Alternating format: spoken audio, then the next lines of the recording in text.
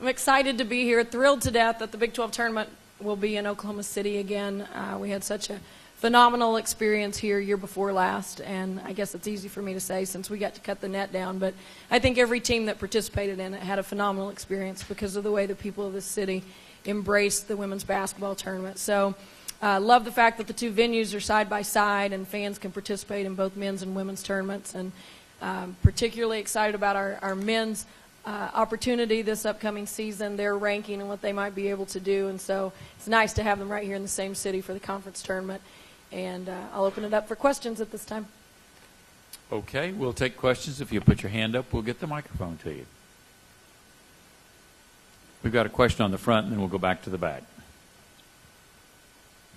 Hey, Sherri. I talked to Gail earlier about when you have those special player or players that are more to you than just a player, that it's tough sometimes their senior year to keep that balance of the bittersweet and pursuing your goal. Can you kind of talk about that? She had that with Elena Beard, having that with Courtney and Ashley.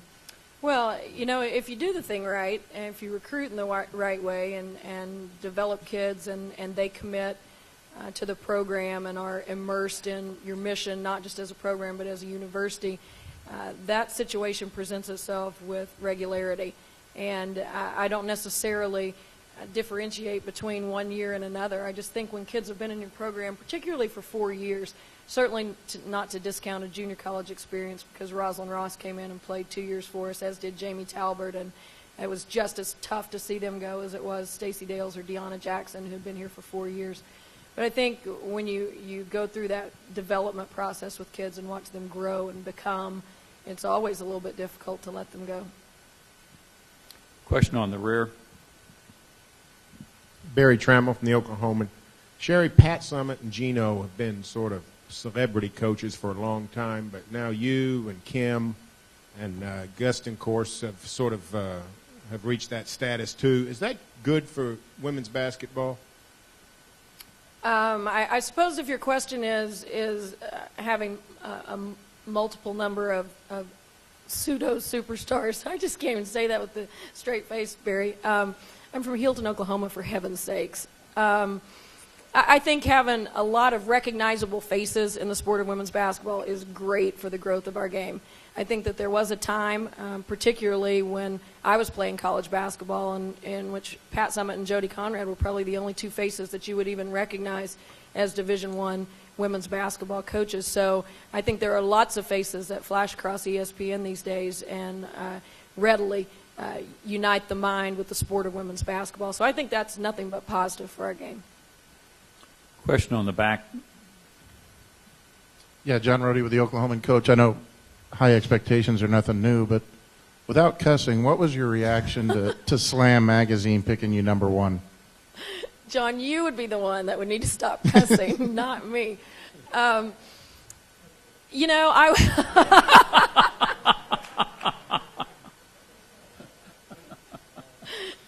made my day. Yeah, actually, Coach Capel, Jeff, sent me a text message and said, "Where are you?" And I said, "DFW Airport." And he said, "Go to a newsstand." And I said, "Why?" Terrified. "Why? What's happened now?" And he said, "Go buy Slam." And I said, "No," because I knew what he was going to say when he said that. So I went and looked at it. I didn't buy it. I put it right back on the shelf. Just kind of one of those things where you go, it's neat that there are so many teams now that can be considered. I still think there's a handful, but there was a time when, who's it going to be, Tennessee or Connecticut? Which one's going to be number one? And now, if you look, depending on however many number of polls are out there, there's a lot of different number ones and a lot of different 1 through 10s even. So it just kind of gets spread around a little bit. And I think it's an honor. I mean, we count it as a tremendous compliment. We're flattered by it, but at the end of the day, it doesn't really mean anything at all, except we got in Slam Magazine. Now we got to go play and prove it. We've got one more question on the back, and then we'll come up to the middle. Sherri, I want to remind you that we're streaming live video here. I know my staff is watching, and they're all going, "What is she doing? She's just turned the day upside down." Do you have any idea what your starting five looks like yet, or does it matter yet?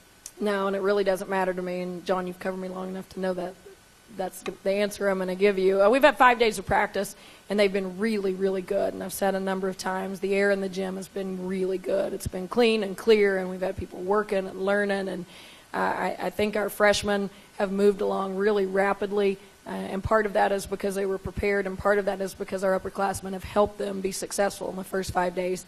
So I've just been really pleased with it, and I think we have depth could be, and I want to emphasize could be because it depends on the continual development, but depth could be a strong suit for us.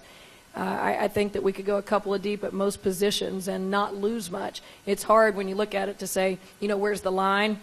These are the guys who really get it, and these guys have got a ways to go. It's hard to put a line in there, and I think, this early, that's probably a pretty good sign. Question in the middle on the aisle. Sherri, Chris Lincoln with ABC in Tulsa. Maybe as impressive as being picked number one in the nation is being picked number one in this conference. Several coaches mentioned earlier today they've never heard of a preseason poll where 5 of the league teams received first-place votes. Yeah, it's crazy. You look at what this league has done. Last year, 8 teams winning in the first round of the NCAA tournament. I think 11 of 12 went to postseason play. What we do, obviously, in terms of attendance and what we've done for 9 consecutive seasons leading the country in attendance, this league is big-time women's basketball. And what I think makes us so unique is the fact that every year it's someone different. And even though it's not really important who is picked to win it at the beginning, as the season goes through, there might be 3 or 4 or 5 different teams who are on the top spot for a little bit.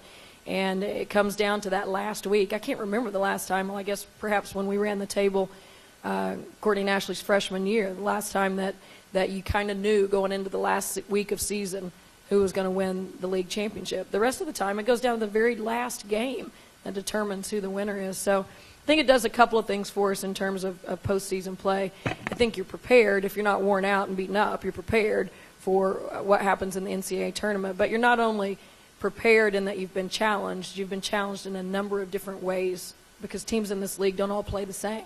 There's some transition teams, we have some zone teams, we have some physical man-to-man teams. You see a lot of different styles of basketball, and I think that only bodes well for your opportunities in postseason. Got a question on the right side about halfway back, and then we'll come back up to the front.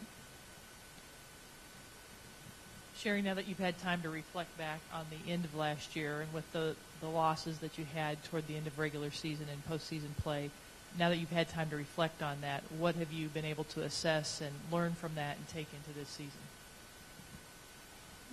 That's my phone ringing in my bag. I'm so sorry. We're going to have to find you. My Coach. players will make me run sprints for that.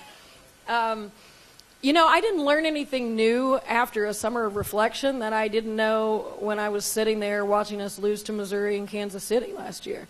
Our whole was not greater than the sum of our parts, period. We had to be better together. And we talk about that with teams all the time. You talk about that with your team, that it's not good. It's not enough just to be talented. It's not enough just to be good players. You got to figure out a way to be great together. And that all just sounds like gibberish until you live through it. And the reality of our crumble in February last year was just that we weren't real good together. And even though we had some fantastic parts, we just weren't good enough together. And that's what team sports are all about. So we learned that lesson on our feet. We lived it. And it was obvious, and our players made an immediate and apparent commitment to try to get it right. And I think our play in the NCAA tournament was a reflection of that. We didn't have enough game experience in terms of really believing in one another and being solidified together to be able to survive a really hot Notre Dame team. But we played a lot better in the tournament than we did in the final weeks and months of the season. Let's see it.